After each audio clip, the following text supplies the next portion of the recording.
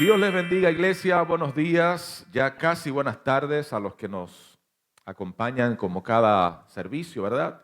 Es un placer, un honor compartir con ustedes en esta mañana preciosa del domingo, un servicio familiar especial en el cual empezamos un mensaje el viernes que entiendo es propicio continuarlo hoy y tiene que ver con el propósito de Dios, el cual no puede ser destruido. Y el mensaje se titula así, el propósito de Dios no puede ser destruido. Y yo quiero que usted haga lo siguiente. Cuando hablo del propósito de Dios, no hablo del propósito de la gente que usted ve, sino de lo que Dios planificó para su vida. De lo que Dios reservó para su vida. Porque muchas veces nos frustramos por el hecho de que andamos mirando de que Dios cumple su propósito en los demás, pero no se trata de ver lo que Dios hace en los demás, sino de enfocarnos en la primera persona. Gramaticalmente la primera persona es yo, soy yo. Ahora bien, Dios trabaja de manera individual con cada uno de nosotros. Cuando Dios habla de tú, también está hablando en primera persona, está hablando directamente a alguien. Yo soy tu Dios, yo soy tu Padre, yo soy quien hace esto por ti. Entonces, tenemos que empezar a entender que la palabra no anda dando círculos a ver a quién encuentra. La palabra ya fue marcada para cada uno en específico. Déjame repetirte esa parte porque quiero que se te grabe. La palabra que Dios estableció para alguien no anda dando vueltas en la esfera celestial a ver a quién encuentra. Toda la palabra de Dios tiene nombre y apellido. Toda palabra de Dios que fue designada para usted tiene nombre y apellido. Pero hay alguien que conoce cuando Dios suelta una palabra y un propósito y su trabajo es intentar desanimarte, quitarte las fuerzas, las esperanzas y todo para que tú no logres el propósito. Y el viernes nos centramos en el capítulo 8 de Romanos, verso 28, que dice: y sabemos que a los que aman a Dios, yo solo voy a leer, no se preocupen, porque vamos a pasar a otro verso. Solo quiero hacer una introducción para pasar al tema central rapidito. Y dice Romanos 8, 28 y 29, y sabemos que a los que aman a Dios, todas las cosas, buenas, malas, las difíciles, las incómodas, las que parecen milagro, las que parecen oposición, todas ayudan a bien. Esto es conforme a los que a su propósito son llamados, porque a los que antes conoció también los predestinó. Por eso dije que la palabra de Dios tiene nombre y apellido. Hay un destino para cada palabra que sale de la boca de Dios. Porque a los que antes conoció, también los predestinó para que fuesen hechos conforme a la imagen de su Hijo, para que Él sea el primero entre muchos hermanos. Por lo tanto, tenemos identidad. Y vimos brevemente, voy a citarlo, el ejemplo de José cuando fue vendido por sus hermanos. La palabra que Dios le reveló en sueños no se quedó en el vacío. Llegó un momento donde él estaba en Gosén, gobernando, reinando, donde había abundancia, mientras el mundo, incluyendo a su padre, su madre y sus hermanos, estaban pasando hambre. Porque el propósito de Dios nunca va a ser como el hombre lo planifica. Hay gente que planifica tu destrucción y tu derrota, pero Dios tiene para ti otra cosa. Porque la palabra dice que Él no nos ha dado espíritu de cobardía, sino de poder, de amor y de dominio propio. Pero también dice que nos ha hecho reyes y sacerdotes. Y yo no he visto un rey sin gobierno, sin reino. Si Dios establece un rey es porque va a reinar. Si Dios establece un sacerdote es porque va a tener a alguien a quien dirigir, a quien instruir, a quien presentarle el plan de salvación. Somos nación santa, no fuimos llamados a ser pecadores. Fuimos escogidos por Dios, por lo tanto, a veces, como dije el viernes también, le creemos más la historia y las noticias al mundo que lo que dice el reino de los cielos. Entonces, lo que estás viendo hoy en día no es sencillamente el destino frustrado, sino estás mirando la dificultad para llegar al destino profético que Dios te estableció.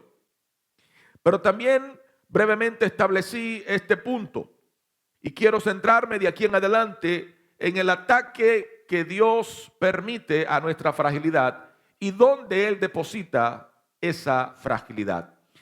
Búsquese 2 de Corintios capítulo 4, verso 7. Luego vamos a pasar a los versos 8 al 10.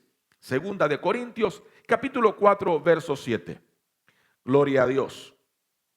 Y en este domingo yo quiero tratarte dos puntos que tienen que ver con el propósito de Dios en tu vida. Y recuerda el tema, el propósito de Dios, nadie, absolutamente nadie, lo puede destruir. ¿Para qué? Que se queden aquí mejor. Segunda de Corintios capítulo 4, verso 7. ¿Lo tenemos? Dice la palabra, pero tenemos este tesoro en vasos de barro, para que la excelencia del poder de Dios, para que la excelencia del poder sea de Dios y no de nosotros. Se lo voy a repetir. Segunda de Corintios capítulo 4, verso 7. Pero tenemos este tesoro en vasos de barro, para que la excelencia del poder sea de Dios y no de nosotros. Aquí hay dos elementos: el tesoro y la vasija. Diga, yo soy la vasija y el tesoro es el Espíritu Santo. Tenemos este tesoro llamado Espíritu Santo en esta vasija humilde, fácil de quebrantar. Si se cae, se puede romper, se puede destruir, se puede dañar. Por eso este tesoro lo atesoramos en un lugar frágil y humilde, sabiendo que esta excelencia de poder, capaz de retenerlo, no viene del vaso, sino de Dios. Si usted porta al Espíritu Santo, es porque a Dios le ha permitido y le ha placido más bien que usted sea portador, portadora de esa presencia. ¿Por qué hay gente que se siente vacía? Porque no ha reconocido el tesoro que lleva por dentro. Porque hay gente que siente angustia, porque hay gente que siente que Dios lo ha desamparado, porque no siente esa presencia dentro de esa fragilidad hermosa. Pero pasemos a los demás versículos, 8 y 10, donde dice que estamos atribulados en todo, mas no angustiados, en apuros, mas no desesperados, perseguidos, mas no desamparados, derribados, pero no destruidos, llevando el cuerpo siempre por todas partes, en el cuerpo siempre por todas partes, la muerte de Jesús, para que también la vida de Jesús se manifieste en nuestros cuerpos. Porque siempre estamos mirándonos según nuestras circunstancias. Estamos atribulados. Diga, pero no tengo angustia. Tengo una situación difícil, pero la angustia no me domina. Porque la angustia te tumba. La angustia te mete en un plan depresivo. La angustia te quita el ánimo, el deseo de seguir, el deseo de orar. Por eso la palabra dice, estamos angustiados, estamos atribulados, pero no destruidos. Nos están dando azotes, es cierto. Nos están dando golpes, la misma vida, la situación económica, y quizás el gobierno, qué sé yo, cualquier cosa. Dice, pero no estás angustiado. No tienes angustia. ¿Sabe lo que es la angustia? Es una desesperación de la cual tú no sabes cómo salir. Y dice, en apuros, pero no desesperados. Es ahí donde usted dice, mi Dios pues suplirá todo lo que le falte a mi familia, conforme a las riquezas en gloria en Cristo Jesús. Podemos estar apurados. Una necesidad, un conflicto, un tema de salud, un asunto familiar. Podemos tener algún apuro, algún de repente que se presenta y no sabemos cómo resolverlo, pero no estamos desesperados por resolverlo. Porque el Dios que eligió tu vida para depositar en ese vaso frágil su espíritu, Él sabe lo que tú vas a tener que hacer. Pero también dice, perseguido, mas no desamparado. Oh, si tú estás siendo perseguida, la palabra dice que Dios es el que hace justicia a los que padecen violencia. Los que son perseguidos por causa de la justicia divina van a ser guardados por causa de esa misma justicia. La palabra dice, no dará mis pies al resbaladero, ni se dormirá el que me guarda. Jehová es el que hace cerco alrededor de ti, el que te protege. Él es tu pastor, y el pastor, el buen pastor, da la vida por sus ovejas. Tú puedes estar pasando alguna persecución, pero tú no estás desamparada. Dios le habló tanto a través de los profetas al pueblo de Israel, y al pueblo de Israel le dijo en una ocasión: mas no te llamarán jamás la desamparada, la estéril, sino que van a ver que yo soy tu Dios. Ese es el Dios que te guarda, el que dice la palabra, el que guarda tu alma. Pero es fácil sentirse desamparado cuando ponemos la vista y la expectativa y la esperanza en las circunstancias humanas. Si Dios te suplirá todo, si Jehová es tu luz y tu salvación, y dice que no vas a temer, porque cuando llegue el problema, cuando sientes cierta persecución, de una vez te desesperas, sientes soledad, es que hay, como decía ahorita la adoradora, hay una necesidad intrínseca en el ser humano, y es la de abandonar las cosas del mundo y entrar en el secreto con Dios. Es de abandonar la desesperación humana, lo que te provoca ansiedad, y entrar en el shalom de Yahweh, en la paz de Dios, esa paz que rompe toda situación.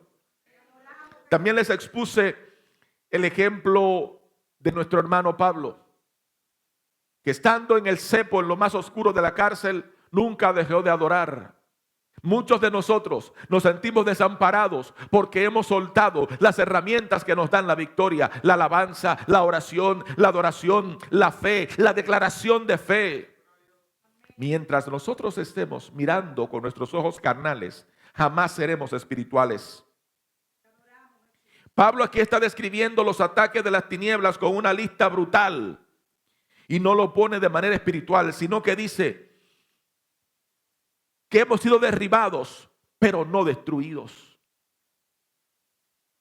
¿Cuántas veces nos sentimos que estamos en el piso, en el polvo, que ya perdimos la batalla?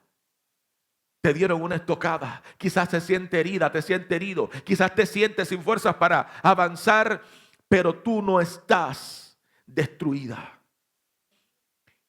Significa que tienes una nueva esperanza en Cristo. Por eso David no fue con sus fuerzas humanas. Le dijo al gigante: tú vienes contra mí con espada, lanza y jabalina. Tú vienes contra mí contra todas las fuerzas, con todas las fuerzas que tiene. Tu grandeza, tu estatura. Quizás era un descendiente de los Nefilim, de los gigantes. Era un hombre imponente. Le metió miedo a Saúl y a todo el mundo, incluso a Jonatán, grandes guerreros de Israel, incluso a los propios hermanos de David. No se atrevieron a enfrentarlo, pero David no veía eso como un problema, sino como una oportunidad.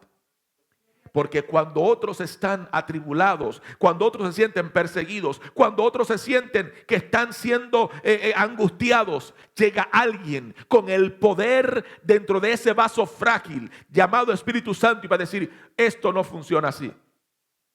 Lo que la palabra me dice es otra cosa. Esto funciona diferente. Él viene contra nosotros haciendo alaridos, los alaridos hacen los perros, porque él lo citó más o menos como eso, haciendo ruido, haciéndose creer que es gran cosa, desafiando. Pero David tenía algo, diga conmigo, ¿qué es, pastor? Conocimiento de Dios. Él dice: ¿y quién es este incircunciso? Este que no tiene pacto, este que no tiene acuerdos con Dios, este al cual Dios no ha llamado, que está desafiando al ejército del Dios viviente. Páreme ahí. Espéreme ahí. David no estaba viendo a Saúl, ni a sus hermanos, ni incluso a su amigo Jonatán. David se fue a un plano superior. David se fue a un plano celestial. Él le dijo: ¿quién es que está desafiando al ejército del Dios viviente? Quizá la mayoría de la gente se ha enfocado en el ejército que estaba ahí, en ese lugar temeroso, porque el gigante tenía 40 días desafiándolos. Jesús pasó 40 días en el desierto orando y ayunando. El 40 fue los años que duró en 3 etapas Moisés. Desde su nacimiento, su éxodo, del pueblo de Egipto. Cuando regresa, tenía otra vez 40 años más, iban 80. Y el punto de llegar a la tierra prometida, cuando muere, tenía 120. Hay un número profético ahí, hay un número de reino ahí. Y aquí se está dando algo. David le dice, ¿y por qué este que no tiene pacto con Dios se atreve a desafiar al ejército de los cielos? ¿Qué le dijo el profeta a su criado Giesi? Le oró al Señor y le dijo a Dios, Dios mío, ábrele los ojos para que Él vea que los que están con nosotros son más que los que vienen contra nosotros. Eran dos ellos, pero detrás de ellos había carros de fuego. Había ejércitos celestiales. Había un equipo de ángeles dispuestos a pelear la buena batalla a favor de ellos. Pero es hora de empezar a ver cómo veía Eliseo. Es hora de empezar a ver cómo veía David. Es hora de empezar a ver, no como veía Saúl. Saúl sintió angustia, desesperación, persecución y que lo habían destruido y derribado. Pero David no lo vio así. David no lo vio así. David tenía el conocimiento de Dios y le dice, tú vienes contra mí con tu espada gigante, con una jabalina que no la puede cargar 20 hombres de Israel, pero yo vengo contra ti con el poder más grande que hay sobre la faz de la tierra, que se llama el poder del Dios vivo. ¿Contra qué tú peleas? Contra fuerzas que no puedes vencer. ¿Y quién las puede vencer? Aquel que dio su vida en la cruz por ti. Por tanto, no tienes que pelear con ellos, con espada ni con ejército, sino de rodillas, con fe, creyendo. ¿Cuál es tu duda? Empieza a poner tus dudas en las manos del Señor. ¿Cuál es tu conflicto? El conflicto es mental, emocional, circunstancial. Y lo que es circunstancial tiene tiempo de caducidad. Por lo tanto, el propósito de Dios no puede ser destruido. ¿Sabe lo que Dios hace? Que en medio de todas las situaciones que vivimos, Él lo usa como horno de fuego para sacar lo mejor de nosotros y como pulidora para darnos brillo. Las tinieblas atacan cuando el vaso está listo para dar un paso mayor. Cuando el vaso porta una presencia hermosa. Y por eso vienen los ataques de confusión, las necedades que vienen a tu mente. Por eso vienen tantas situaciones a tu vida. Porque mientras estás desenfocado del plan de Dios, el plan no se está cumpliendo. El enemigo trae desenfoque para que el plan no se cumpla. El enemigo trae distracción para que el plan no se cumpla. ¿Cuál es el plan que Dios puso en tu vida? Que haga su voluntad. ¿Dónde encuentra su voluntad? En su presencia y en su palabra. Hoy en día hay que buscar ese tesoro y decirle, mira, ¿sabes tesoro? Fuiste llamado para brillar, fuiste llamado para dar fruto, fuiste llamado para avanzar, fuiste llamado para ganar a otros para Cristo. Óyeme bien, este vaso no es sencillamente un vaso cualquiera, es un vaso de honra, dice la palabra. Vasos de honra somos, no de deshonra. Y la honra es cara. La honra es excelencia. La honra es maravillosa. La honra te posiciona en el lugar correcto. Si la palabra dice que Dios honra a los que le honran, ¿sabe cómo usted honra a Dios? Confiando en Él. Cuando no hay solución, simplemente confía en Dios. Cuando no hay salida, mi Dios abrirá una puerta. Cuando hay un conflicto, Dios es capaz de destruir cualquier conflicto. Por eso es necesario que entendamos que este ataque a nuestra fragilidad no te va a destruir lo que Dios depositó en ti, sino que ¿sabes qué va a hacer? Estos ataques van a revelar lo que hay dentro de ti. Este ataque a tu vaso, a tu fragilidad, ¿sabe qué va a revelar? Lo que hay dentro de ti. Cómo reaccionas, cómo hablas, cómo mides la situación, cómo te mueves hacia adelante. Si te quedas estático, si no sabes qué hacer, pero te quedas a decir, que yo no sé qué hacer y aquí me voy a echar a morir. No, agarre como David 5 piedras. No era que David sabía que iba a matarlo de una. Él dijo, yo me voy a preparar. Porque él sabía que al menos una piedra iba a dar en el blanco. pero no agarró una piedra. No se confió demasiado. Él sabía que era un instrumento de Dios, pero él no se quedó sin la preparación debida. Él tomó 5 piedras en su aljaba y a la primera, ¡pum!, venció al gigante. Pablo aquí está describiendo que los ataques de las tinieblas son una lista brutal. No los pone en poco y los nombra, dice: atribulados, perseguidos, angustiados, derribados, desesperados. Las tinieblas saben lo que tienen que hacer. Y muchas veces se cumple el verso que dice que los hijos de las tinieblas son más sagaces que los hijos de la luz. Los hijos de la oscuridad no retroceden cuando le dan una orden. Y los cristianos se comprometen hoy y al rato se les olvida.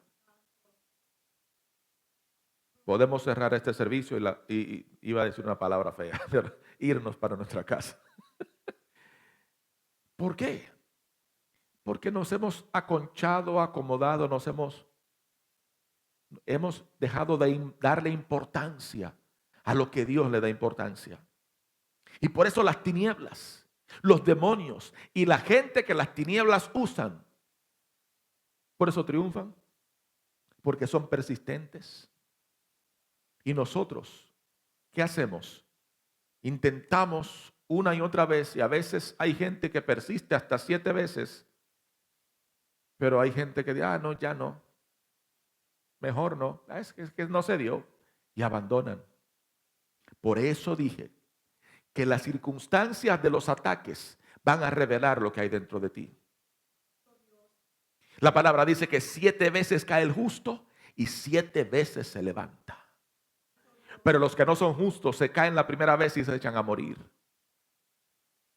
Si usted se viera como Pablo en una cárcel, y de esa cárcel usted tiene 2 opciones: o dejar que el hambre lo mate, o permitir que el Espíritu de Dios lo use como vaso frágil para producir los mejores comentarios bíblicos que existen después de Cristo. ¿Qué vas a hacer cuando tengas una situación? ¿A dónde vas a acudir? Si a llorar y a quejarte, o ir a decirle a Dios: ¿sabe qué, Señor? Vengo como Josafat, no sé qué hacer ante esta situación.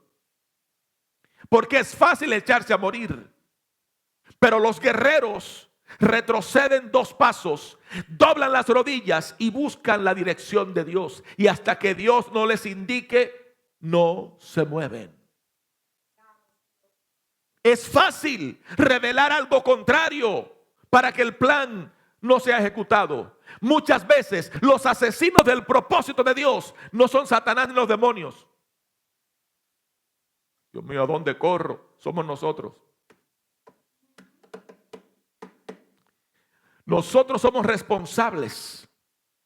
Porque es cierto que el enemigo nos hace la guerra. Pero si Cristo venció al mundo y venció el pecado y a Satanás, ¿por qué tú crees en las mentiras que él dice? El Señor me reprendió feo una vez a mí.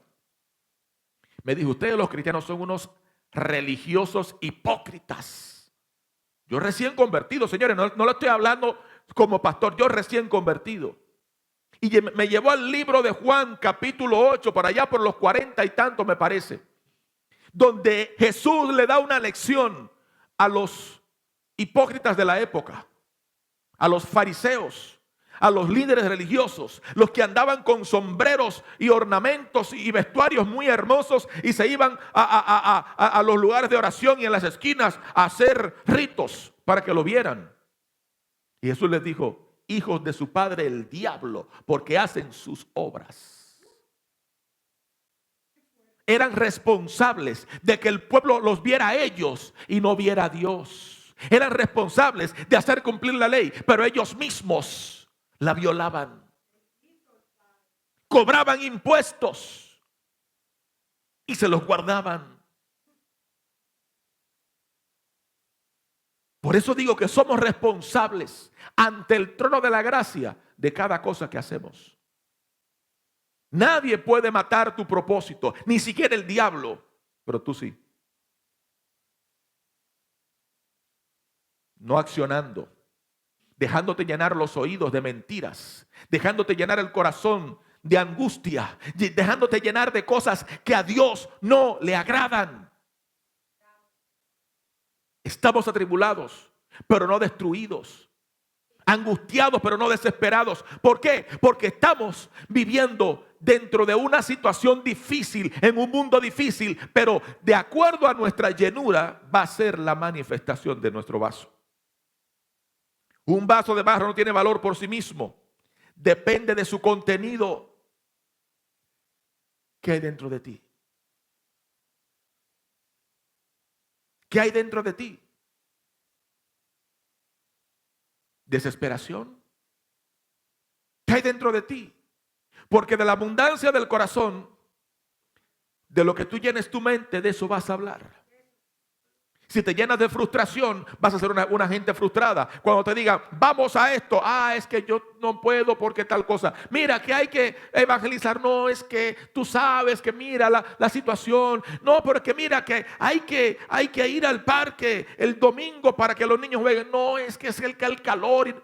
Eso hace una gente pesimista que no tiene a Cristo en su corazón. ¿Sabe lo que hace una persona con Cristo en el corazón? Hay que evangelizar. ¿A qué hora? ¿A las 5 de la mañana? Me dejaron solo. Uy, mi madre. ¿Por qué? Porque es un vaso, pero no es de honra. Quizás es un vaso de cristal muy fino. Quizás es un vaso de oro. ¿Han oído la historia del famoso cáliz? Esa copa llamada el cáliz, donde se supone que Jesús la usó en la última cena. Y ha habido mucha conjetura con relación al cáliz, a la copa. Se dice que era de madera, se dice que era de plata, se dice que era de oro. Pero hay dos elementos que lo han buscado y no lo encuentran: el arca y el cáliz. Es decir, la copa o la supuesta copa que Jesús usó, que pudo haber sido hasta una cantinita cualquiera, hecha de palo. El asunto no está en buscar lo que no hay que encontrar. El asunto está en buscar el propósito que Dios quiere cumplir en nuestras vidas. Por eso el enemigo no lo puede destruir. Por eso intenta destruirte a ti, porque él no puede tocar tu propósito. ¿Lo digo o lo retengo? Él no puede destruir tu propósito porque él no te lo dio. ¿Han escuchado la canción, el corito que dice: el gozo que Dios me dio, el mundo no me lo dio, y como no me lo dio, no me lo puede quitar? Entonces, agréguele a ese mismo coro una parte nueva: el propósito que Dios me dio, el diablo no me lo puede quitar. Porque lo que Dios te entrega, no hay diablo que te lo pueda arrebatar, por el amor a Dios. No hay enemigo que pueda arrebatarte la visión que Dios te dio. Él puede intentar frenarla, él puede intentar obstruir que la bendición y la prosperidad y los recursos lleguen, pero no podrá destruir el plan y el mapa que Dios trazó para ti. Te voy a dar varios consejos rapiditos. Deja de pedir perdón por ser frágil. Es que yo no puedo, es que no tengo apellido, es que yo no tengo perdón, es que yo no puedo. Deja de pensar que tu quebranto descalifica tu llamado. Tú sabes, Señor, es que yo soy pobre. Señor, es que yo. El enemigo ataca tu vaso porque sabe muy bien lo que tú no sabes que llevas dentro. Por eso él ataca tu vida, tu llamado, tu día a día, con intentar desesperarte, atribularte, preocuparte, con intentar desesperarte, porque él sabe que una persona desesperada no está enfocada en el camino. Está enfocada en ver qué paso va a dar, a dónde corro, cómo lo hago. Pero el que está enfocado y sabe que no depende de sus fuerzas, sino de las fuerzas y la visión que Dios le dio, dice: Señor, muéstrame qué debo hacer. Y cuando Dios le revela, no retrocede, sino que se mueve, que avanza, que sigue, que persiste, que insiste y nunca desiste. Otro punto que quiero tratarles está en Santiago 1, capítulos 2 al 4. La prueba no es el final del propósito, es el proceso que te perfecciona. Santiago 1, versos 2 al 4. Bendito es Dios. ¿Ya lo tienen?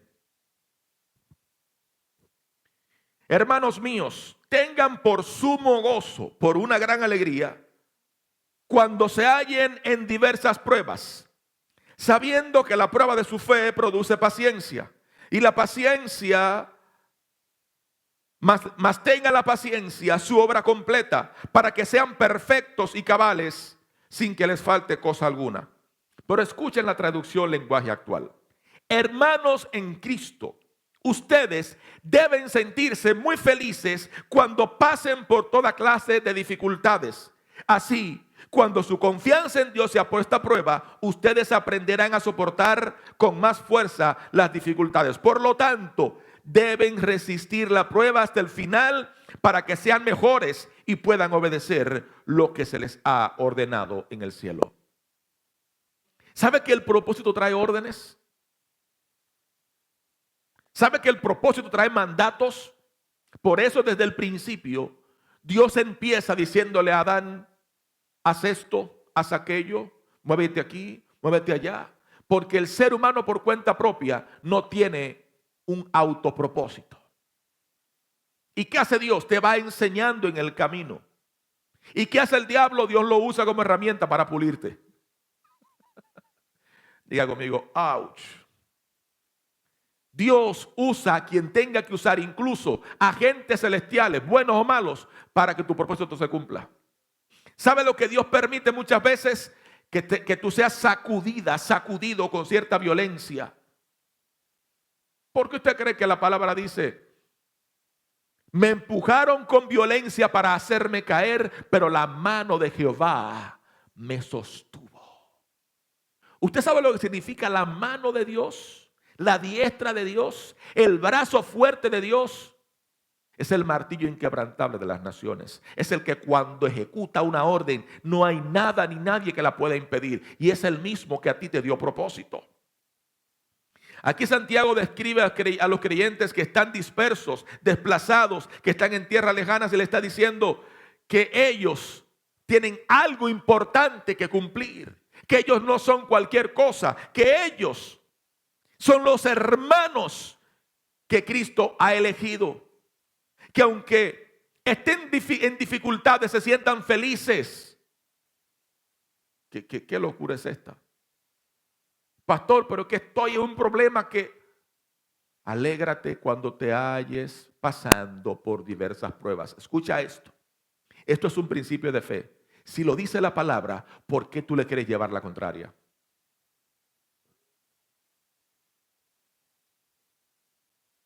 Alégrate cuando estés en medio de un problema. Pregúnteme por qué. Pregúntemelo con fe. ¿Por qué, pastor?